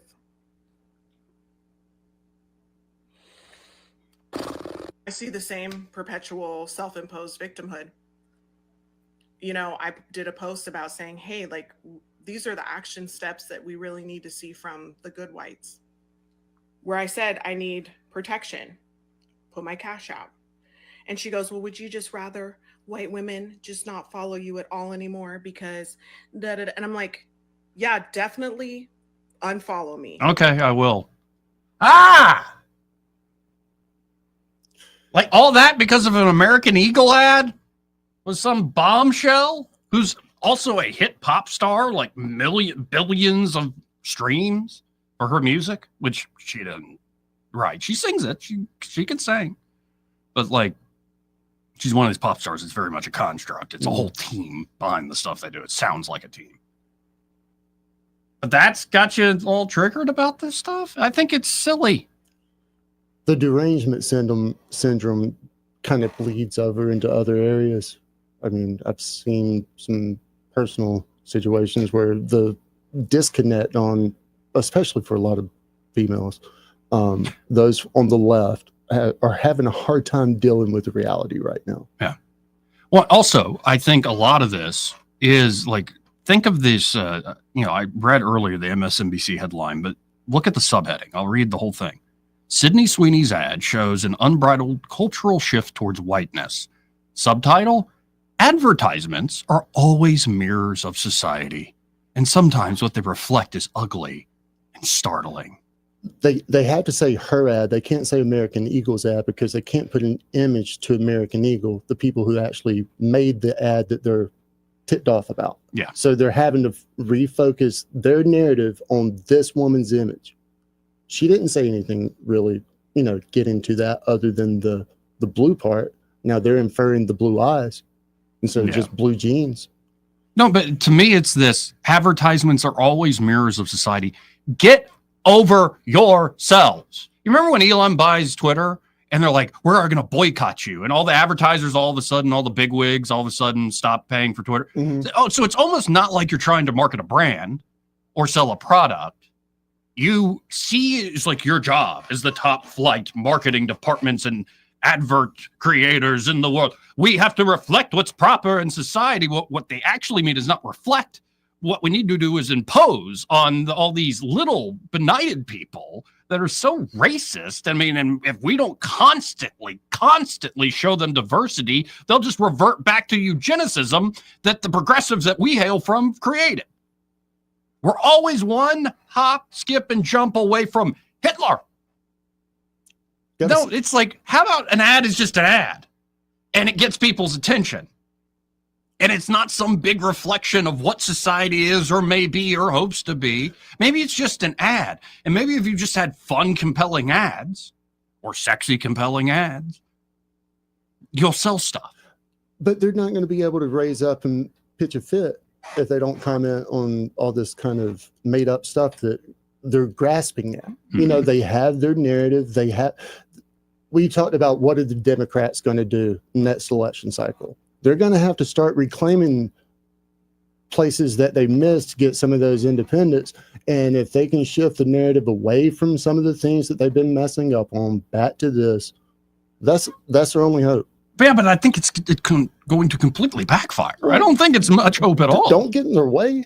Yeah. I mean, listen, my big fear as an American and a conservative is the dude up in New York, the mayoral candidate, the communist. Mandami, Yeah. or whatever his name is. Talk about someone that might be able to catch fire and young people galvanize behind. It's not going to be Newsom. It's going to be someone like that, man. It's just like, if this is the thing that we're seeing today, I just kind of have to shake my head at it at a certain point. Like, y'all keep doing, you're right. Let them do it. Y'all keep doing it. You keep believing that. And what I find is like, I don't care. Like, in the sense of like, when people would always point out, like, why is it always interracial couples on TV? And I'm like, I don't care. It's a bounty commercial. Get back to the game. What? This is why I don't watch normal TV. I just pay for YouTube. Why are you always pointing out race? Yeah, I know. It's just, but either way, oh, look, it's all white people now. And like, I don't care. Mr. Clean's always been white. Maybe we could have a Asian Mr. Clean. I don't know. If all races pick up and clean up, you know, right. let's all get together. It's like, really? Well, you're not trying to drive an agenda. You're just Joey. Yeah, no, and it's like Shane Gillis at the ESPYs. It's like all reading into all his stuff. It's like, maybe it's just funny. Yeah, and maybe it's also funny that he's like trolling y'all at the same. Maybe it's just funny. Like, that's the agenda. Funny, fun. Maybe the agenda of the ad is to sell you a thing. It's worked in the past, right? Yeah. Sex sells, puppies. It works. Sex sells, coolness sells, fashion sells. Yeah. And I think the people that run that world, especially the advert world, they're high on their own supply. Their self-importance is way out of whack with their actual impact. Yeah, but there's also a certain demographic too, like talking about those liberal chicks on the left. I bet you they do a lot of their shopping in certain department stores. And if you can cast shade on probably a big competitor like American Eagle, you're probably going to get a certain sliver of that pie. Oh, probably. I mean, follow the money always, but it's sad. I agree. It is sad, and it's dumb. And it also doesn't serve the vast majority of folks, whatever your race, whatever your gender. Like, a lot of this is just elite games where essentially they're just masturbating all over all y'all. Like saying, oh, we're helping you. We're trying to fix this wrong. We're righting the historical wrong.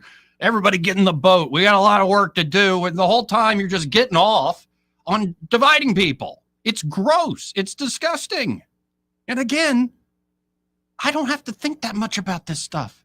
Like, an ad that works for me goes, hey, this t-shirt, it's very breathable. It's nice. It fits your shoulders well. You'll enjoy it. It's made of hemp, so it won't tear easy or mess up in the wash. Do you want it?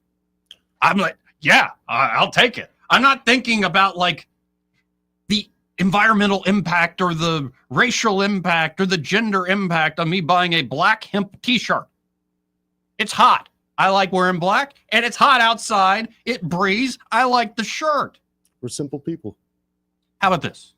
This part of the program brought to you by Josh and Leslie Ryder. They're at Dillon Rings. You know what they do there at Dillon Rings? They sell jewelry. If you want to see an amazing sample, just go to their Facebook page right now. Leslie's inventory spotlight is up for the day. Absolutely stunning stuff, as always there. And when you stop by 119 Brown Springs Road, you're going to see more and more stunning items. And it could be high-end stuff, like I'm looking at right now. It is a yellow gold inside-outside lab diamond hoops. Oh, absolutely gorgeous. Only $2,400. And so you got to get them before your neighbor does. There are a lot of items they have where it's one of a kind. But say you go by there, you see all the beautiful stuff. You admit that is beautiful. Joey was right about that. But you want something unique. Well, Josh Ryder can do a custom design piece for you. They could also repair that favorite piece of jewelry that maybe broke and you get all sad about it. Maybe you need a spa treatment to clean up that jewelry. You already know what you like. You already own it. You already wear it all the time. Well, wouldn't it be great for that favorite piece of jewelry to shine and shimmer like it's brand new again? They can do it all. They're a full-service jewelry shop. So stop by Dillon Rings today. Again, that's 119 Brown Springs Road. And be sure to tell Josh and Leslie Ryder that Joey, that fellow on the radio, sent you. Anyway. You got any more commercials to check out with her? No, not really. I think we've looked at it. We've looked at them enough. I'll do some research later. No, you can research on your own time, big boy. No, it's so I think it shows the stupid. I think it shows the ineptness of the left. And not just the left, of what used to be the ruling elite in this country, who still pretend they're the ruling elite. In their heads, they are. Yes. They don't even know that the world's like shifted under their feet. Well, some of them know and are making moves accordingly. But yes, a large amount of these folks have no clue how much people are now like, we've seen your tricks. We find you like miserable scolds is what you are. Miserable scolds. And instead of being like, I heard somebody saying this the other day, it used to be the Republicans in, say, the 90s were the miserable scolds. And it used to be kind of a thing in our politics. Like, why are you singing that dirty rock and roll music and all this stuff? What's that with that rap music, that NWA characters? And all that? Like, then you're not living up to the standard, the ideal enough, young man, young lady. That was still the Democrats. Yeah, well. Core. Yeah, that was the Democrats too. But it was more like an old white guy Republican thing. And it has shifted, especially after Obama, like in the middle of Obama, around 2010, 2011, to where it became like, no, everybody is being scolded by the new diversity, equity, and inclusion, more equal animals. Like it's just, and I think a lot of folks go, I don't have to listen to you, number one. I certainly don't have to vote the way you want me to vote. And also, I might go further than just ignoring you and voting a different way. I might make fun of your ass a lot. Definitely going to do that. And it won't just be me. It'll be millions of other people that have new means of just getting around y'all's messaging and deconstructing everything you might spit out there. And you might catch a few fish in that big net of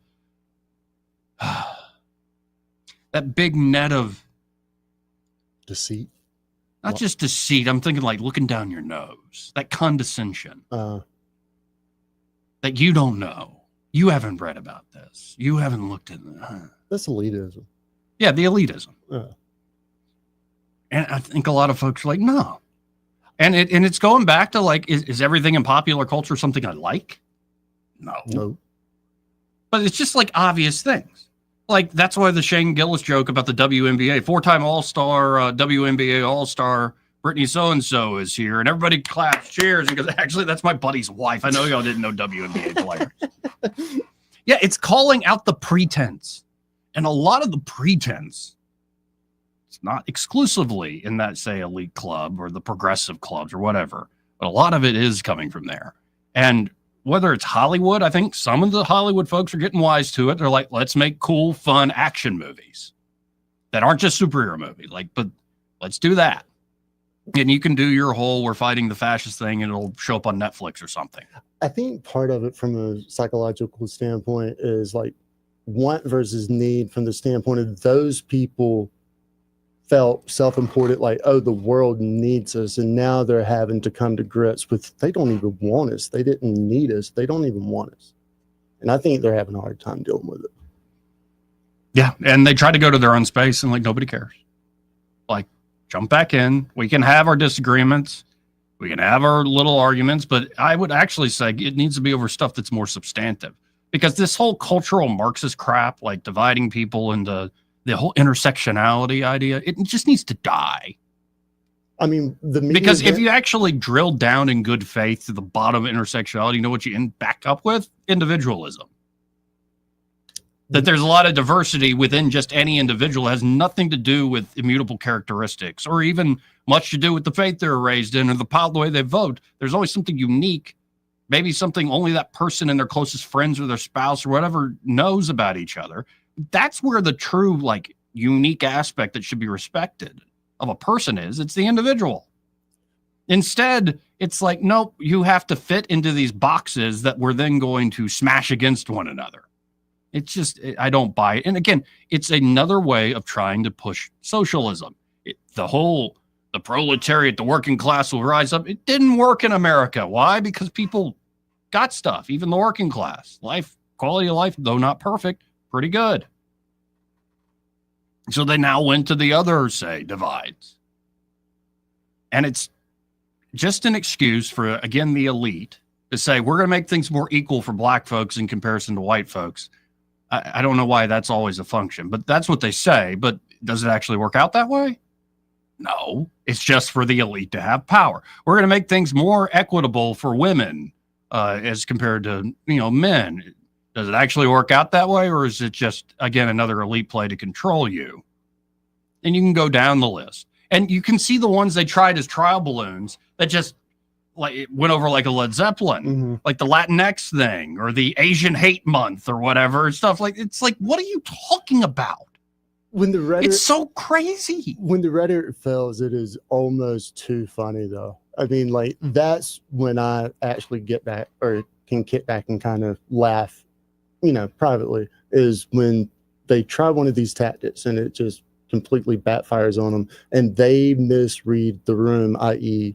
all the public. And I think it's going to continue to backfire. If they keep doing this, like, it's sort of a gift. Like, Trump shot himself in the foot over the Epstein thing. It's kind of the only thing they got right now because he's kicking butt on the trade deals. He's kicking butt on securing the border and still has immense support for deportations and whatnot. We'll see where the economy is next year. He has not solved, of course, Russia, Ukraine, and Israel, Gaza. But I think they're trying their level best. That said, Trump's pretty much kicking butt. I mean, you can not like him for all sorts of reasons. And with every politician on earth, Republican, Democrat, or whatever, you can find something going, oh, he supports this, so you're a bad person. And it's just like, I'm kind of over that. Even the folks I kind of agree with, that they immediately go to, you're a moral monster. You're a bad, like, you don't know me. And who like, why are we going to that? I mean, stop playing on my conscience. So you and your buddies that aren't really even your buddies. It's like you think the stripper's in love with you. No, you pay her, you dope. It's the same thing with all these politicians. They don't care about you. So stop, like, how about you get to know me? And then you can judge me correctly for all my terrible failings. I have plenty. Yeah. But because you voted a certain way, or you wouldn't say the words in a certain way, or you might have entertained other arguments and other questions, you're a bad person. It's like, does that make you feel powerful? Saying that? Does that make you really feel strong? Like you're part of the cause, you're on the right side of history, man, and all this stuff? It's stupid. Why don't we grow up and actually enjoy life? There's so much out there that's amazing that's happening. And even the folks that are struggling and suffering, and in fact, I think a lot of the struggle these days is people don't struggle enough. It's still pretty good. We still got it really damn good. A lot of problems. Perspective's a hell of a thing, right? Man, yeah. Stop it with the moral shaming. Stop it. You can call out things for being morally depraved. Obviously, what we talked about yesterday with I'm forgetting his name, Jared Hudson, who's running for Senate, and he does a Covenant Rescue Group and trying to save kids from trafficking. Obviously, that's morally depraved. Mm-hmm. But that's like what Epstein's accused of, Ghislaine Maxwell's accused of, morally depraved. They should be shamed if they actually did these deeds. What I'm worried about, though, is it's like, how can we get the Epstein thing and get the rub to destroy somebody else? And then to whip people into line to vote in certain ways. That's what I'm getting tired of. Like, you can call out evil, but it's not as simple as, like, I picked the right side. It's never that simple. Yeah, I don't need someone to tell me something's evil. Yeah. I can see with my own two eyes.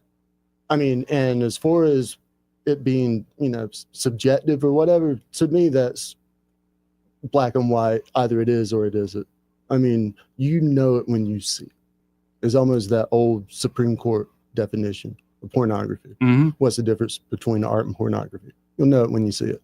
There's some things that, where you can completely understand vigilante justice, that classifies as evil. Well, for instance, it's not just I don't like, I am anti-war. I think people go to war much too quickly, much too easily, and you end up with immense violence. It's essentially mass murder, and we say, oh, it's a different thing. War's a different thing than murder. It's like, whatever. A bunch of people are now dead. Pick your theater of war. Even folks I agree with who share that opinion, who immediately want to start yelling at the politicians, making you moral monsters, or start quoting, Ozzy Osbourne and War Pigs or something. Great song, but it's like, you can do that. You can call somebody a moral monster. You might even be right at the end of the day. But have you ever considered why they're making these decisions? Or does your opinion, and I hate to say it this way, does your perception really matter in the grand scheme of things? I mean, honestly, we're not going to be able to change some of it, but at least finding commonality or common ground amongst ourselves for community standards, I think that might be a good starting place. Yeah. Anyway, just been ranting and raving. Y'all go to the circus. It should be a nice change. Get the funnel cake. Yeah. Yeah, funnel cake's tasty. Popcorn, little funnel cake. Watch some clown be funny. Nope. Lost me at clown. You don't like clowns? Mm-mm. Mm-mm. Bad experience when you were taught? Yeah. Clown scared you? Yeah. I'll tell you off there. Okay, one of those off-air conversations. Yeah. You have me intrigued now. Anyway, this part of the program brought to you by Alabama Home Mortgage. And they're at Alabama Home Mortgage, Kim Williams and Madeline Cannon. They're ready to help you with buying a home, especially if you're a veteran. If you haven't used the VA home loan benefits you earned through your service, you need to at least call up Alabama Home Mortgage and see what they can do for you. Now, you might think, oh, I don't qualify, or I already used it. I can't do it again. No. Call up the pros there, whether you're looking to buy a home as a veteran or if you're looking to refinance that current home. You got to take advantage of these benefits. It's the best deal in town when it comes to the mortgage market. But of course, even if you're not a veteran, they can get you a great setup, get you pre-approved so you can go into the home purchasing market and feel confident about that. They'll walk with you every step of the way from pre-approval all the way to closing day. Could be you're looking to refinance because of that credit card debt, because of that second mortgage, because you're close to retirement. And, well, you're worried about monthly overhead. You don't want to chew through those finances you currently do have. You want to get on a sounder footing. They can help you with all those goals and more. Just start the conversation today with a phone call, 567-4223. That's 567-4223. Or you can always apply online, if you so choose, at myalabamahomemortgage.com. There is a difference in mortgage companies like Kim and Madeline. Prove that to you today. NMLS number 1586368, an equal housing lender. He may not know whether he's coming or going, but whether you're going to work or coming home, Greg Budell is there. Mornings, 6 till 9, and afternoons, 3 till 6. Only on News Talk 93.1 FM, WACV. Lunchtime just got a serious upgrade, Epicure style. We're talking fresh made every day. Juicy gourmet burgers, killer meat and 3 specials, and salads that are way too good to just call salads. And don't even get us started on the portions. big, bold, and worth every bite. Your taste buds, they're about to send you a thank you card. Open Tuesday through Friday, 11 till 3. Bring your appetite, bring your friends, and bring Grandpa. He'll love the $10.99 senior special. Epicure, lunch done right. This hour of news and views is brought to you by our good friends at Alabama Home Mortgage. Alabama Home Mortgage, 567-4223. Visit them on the web at myalabamahomemortgage.com. NMLS number 1586368. An equal housing lender. The River Region's first and only news talk station on FM. Live, local talk. News Talk 93.1 FM WACV.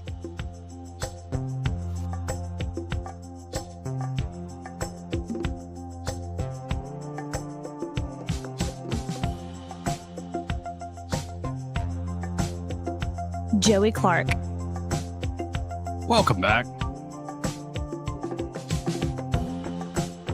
Now, to bring things down to a more local level, apparently you got a bunch of mayors all upset about taxes, but mayors from across the state of Alabama continue pushing for changes to Alabama's online sales tax law after a meeting in Tuscaloosa on Monday. Who's the mayor there, Walt Maddox?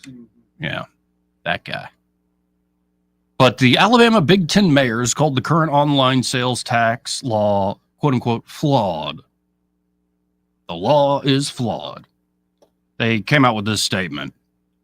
Today's meeting with municipalities across the state further reinforced the fact that there is a growing consensus to address our state's unfair online sales tax structure. Its current structure is a problem for Alabama, they claim. It's bad for municipalities, bad for schools, and bad for small business. The issue must be addressed, whether through the courts or through the legislature. Every day the system continues to exist in its current form is another day where our schools, first responders, and communities are losing the resources that they depend on and are rightly theirs. Got me in the heart right there with that last one, man. It's all for the kids. The city of Tuscaloosa announced recently that it plans to sue the state over how Alabama's online sales tax law is divided up between counties and municipalities. Mayor Walt Maddox estimated that Tuscaloosa will lose $14.6 million in the current fiscal year due to the structure of the online simplified seller's use tax, which was passed into law by the legislature in 2015. The simplified seller's use tax, an 8% tax on online purchases, is distributed by the state, with 50% going to state funds and the remaining 50% allocated to local governments, cities, and counties. Within the state's share of the distribution, the general fund receives 75%, and the Education Trust Fund receives 25%. Within the local share, municipalities receive 60% of the revenue, and counties receive 40%. The revenue going to each municipality and county is divided up based on population. Alabama's combined state and average local sales tax rate is 9.43% according to the Tax Foundation. The Alabama Big Ten mayors said, quote, "For many Alabamians, Alabama law makes it less cost-effective to shop locally. Put simply, this two-category taxation system benefits large out-of-state corporations such as Amazon and Walmart at the expense of Alabama small businesses, the businesses that make up the backbone of our communities."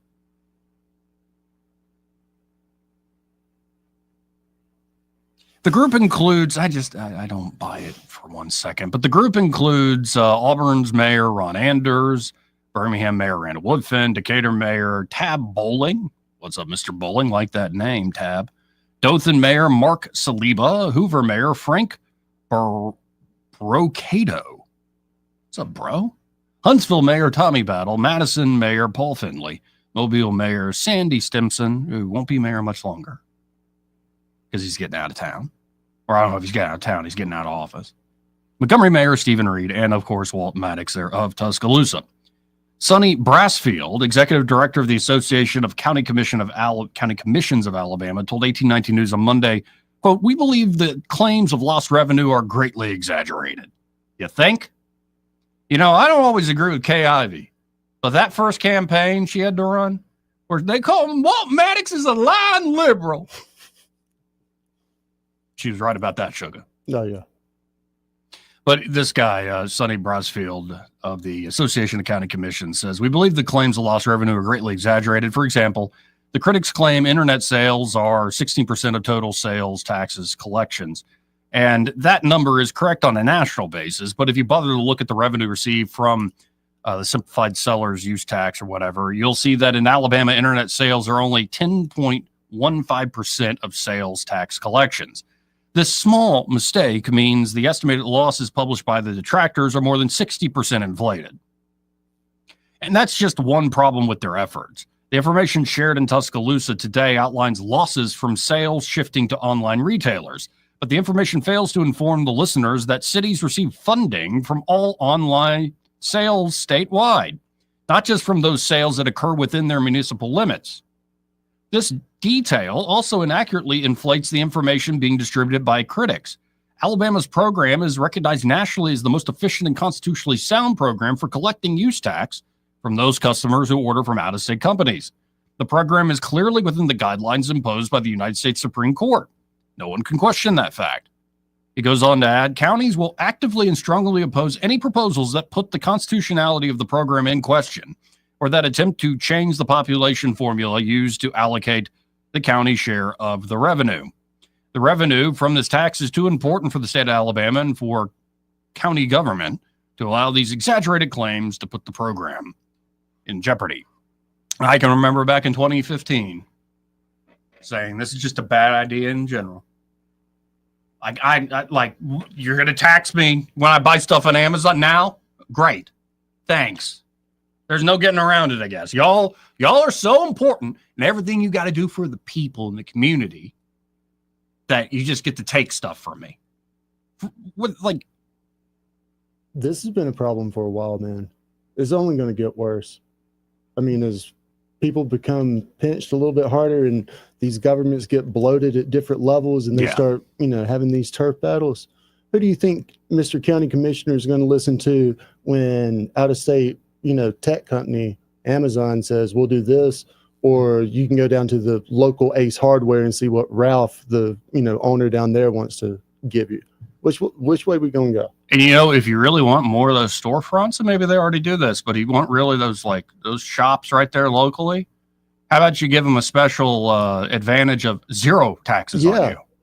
Maybe not give it to an out-of-state corporation that makes up the backbone of this economy or whatever. Yeah, no, say small businesses, you invest in this particular spot, you can restrain in some ways, and we're not going to tax you at all.